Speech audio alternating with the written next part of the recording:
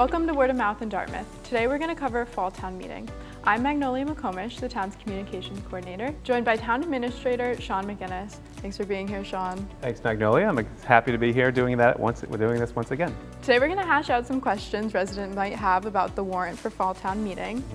And the meeting is going to be on Tuesday, October 17th at 7 p.m. It's in the high school, which is 555 Bakerville Road. While only town meeting members can vote, anyone is invited to join in person or through the Dartmouth Community Media live stream. We have 14 articles to get to, so let's jump right in. Okay. The first article asks the Community Preservation Committee to take $250,000 from the Open Space Reserve and move it to the Board of Public Works. This is a project that helps to supplement the purchase of this Pascomansit land parcel. This $250,000 is a piece of that purchase. The town had received a grant towards the purchase of the parcel already, so this would be combined with that, along with another grant from the Buzzards Bay Coalition. And so what is the Open Space Reserve, and how is moving the money going to change anything? The Open Space Reserve just preserves the land for water quality and water treatment, and using that funding from multiple sources helps to do that economically. So Article 2 is also looking to allocate CPC funds. In the article, CPC is asking to allocate $260,000 from the Historic Preservation Reserve to the Dartmouth Cultural Center for their restoration and renovation project, Phase 1. So Sean, what's the DCC's plan for Phase 1? The Dartmouth Cultural Center is looking to do some renovations to their existing building that they lease from the town. Currently it's not handicap accessible. There's some improvements that they want to make to the interior, so this funding would be supported by the CPC to help them accomplish some of their goals. So upgrades to a building that the town owns, that the town's not paying for, that sounds pretty good. Yes, so we lease it to the Dartmouth Cultural Center. That lease has been in place for probably 5 years now, and it's been successful. They do a lot of great programming, they provide a great service to the community, so it's been a nice partnership. So Article 3 looks like it's just trying to pay some bills. Is there anything to know about those? No, when we say outstanding bills, those are bills that were received after the close of the fiscal year, which was July 1st. So sometimes this happens where it's an oversight either from the vendor or they get lost in the shuffle. It rarely happens, and you can see that it doesn't happen very often. But these are bills from prior years that need to be paid. Article 4 asks to appropriate and transfer $800,000 from the surplus revenue to supplement the stabilization fund. Could you explain what these funds are and what the goals of the money is? Yes, so all communities need to have a stabilization fund, sort of like a savings account. And with our auditors and when we borrow and with banks, they require us to have a stabilization fund that's a certain amount. In our case, we changed the policy a few years ago. We want it to be 10% of our general fund revenues. So we try to maintain that, and this allows us to maintain that 10% goal. So Article 5 is looking to accept the CPC report of capital needs for fiscal year 2024. What does that mean? There's a number of capital items that need to be funded. Generally, you see it's pickup trucks. It can be like computer equipment. It can be a variety of things. This is standard for our spring and fall town meetings. The Capital Planning Committee submits a report to the Select Board for approval to fund these items. So this fall, we're funding $1,561,975 from surplus revenue and $50,000 from the water enterprise retained earnings. And I can go through the list briefly, but it ranges from pickup trucks to IT services. The town clerk has requested a high-speed tabulator to help count ballots faster, which is a great need. A number of vehicles between DPW and then some equipment for testing in the water enterprise fund, testing of water, and also another few vehicles for park and recreation and conservation. Sounds like good allocation of the funds then. It is. So we replace vehicles not that often. We generally use the vehicles till they're just about unusable. So we're at that point with a number of these, so it's time to replace them. So Article 6 is also financial in nature. It's looking to appropriate $405,000 from the tax levy to supplement the stabilization fund for collective bargaining.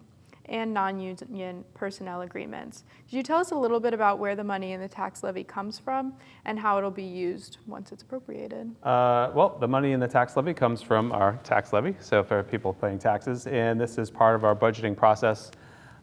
This article is in place because we have a collective bargaining agreements that have not been settled as of yet, so we need to put that money aside so for previous fiscal years so that we have that money in place when we do settle the contracts in this fiscal year. Forgive me, but could you explain a little bit what collective bargaining is? Yes, those are the town unions. Currently in town, between the town and the school, we have 7 unions. 11 unions. And we currently have 1 that is not settled, so this is for that. Article 7 is also about collective bargaining. How is it similar or different from the previous one? Great question. So Article 6, the previous one, is putting money aside for contracts that aren't settled. Article 7, the current one, is for settling contracts. So we've reached agreement with the Dartmouth Town Employees Association for FY23 and through 25. So this incorporates those changes. This is actually taking the money out of the stabilization fund that we allocated last year and using it to fulfill the contract obligations. So Article 8 is looking to appropriate $85,000 from the Opioid Legal Settlement Stabilization Fund for fiscal year 24. Can you tell me more about how this fund is going to be used and how it's going to benefit the town? Yes, so the state of Massachusetts reached a settlement with a number of pharmaceutical manufacturers a few years ago where they would pay a settlement and that money was divvied up to the communities in the town, Dartmouth being one of them. And the state has strict stipulations as part of their state subdivision agreement, it's called, on how the funding can be used by the municipalities, and it is mostly for treatment and prevention of opioid and substance abuse.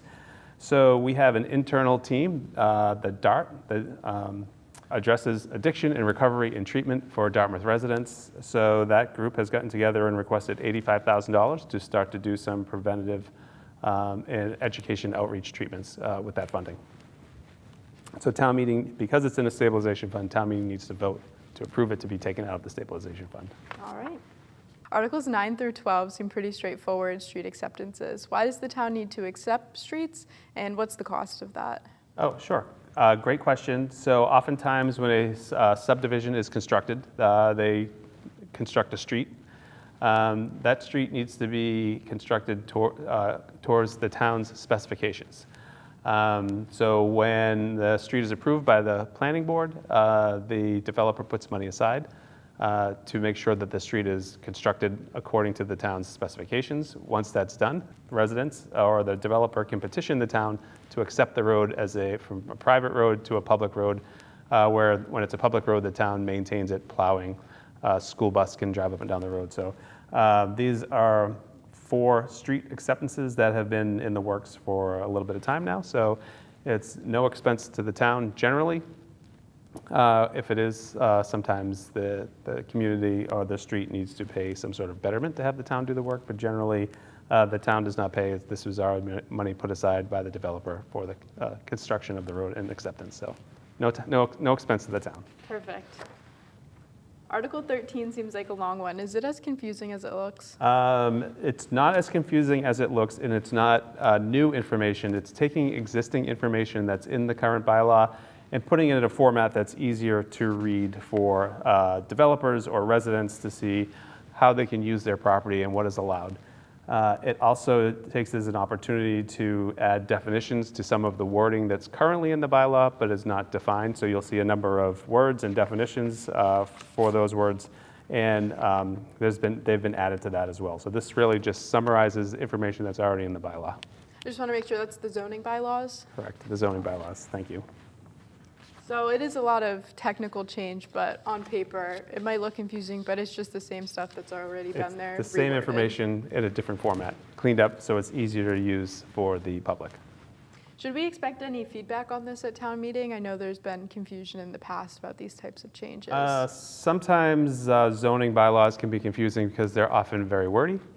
But the planning board or a representative from the planning board will be there to explain it in a little more detail or answer any questions that the public may have. Good. And we're ending with one of the more complicated articles, Article 14, which is a citizen's petition regarding health insurance.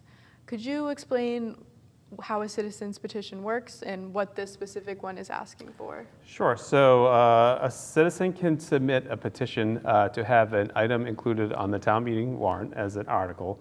The way it is submitted, they need to obtain a number of signatures, and then they submit the wording that they want specifically on the warrant article. We cannot control the wording. We cannot ask them to edit the wording, and we cannot advise them on the wording of the article. So we submit it as it's presented. Sometimes it may or may not have issues or legal issues, but once the town meeting warrant is voted on, it goes to the Attorney General's office for their review, and sometimes it can happen where they'll deny a warrant article that may have been approved at town meeting just because it does not meet the proper wording according to the state. So this would be one of those examples where whatever's submitted by the citizen petition is what's submitted to town meeting, and also if it passes, submitted to the state. This particular petition article is looking to change the town's contribution rate for our health insurance. So we're presenting it as it is submitted, and the town meeting members can vote on it. There's some issues with it that our town council will bring up at town meeting, but until then, we just are submitting it as is. Yeah, I know at the September 18th select board meeting, when the board voted on the warrant, there was some stipulation about this one, and they chose to abstain from voting on it because of the legality issues. That'll be addressed at town meeting? Correct, yes. Okay, perfect. Thank you for clarifying. Is there anything else people should know about town meeting? No, it's our usual annual fall town meeting. That's got a number of articles on it. A lot of them, if town meeting reps have been a town meeting representative for a number of years, they'll know that these are common articles to be on there. There is nothing really out of the ordinary. It's your standard fall town meeting warrant. Perfect. And as we said earlier, the meeting is on Tuesday, October 17th at 7 p.m. It's going to be at the high school in the auditorium.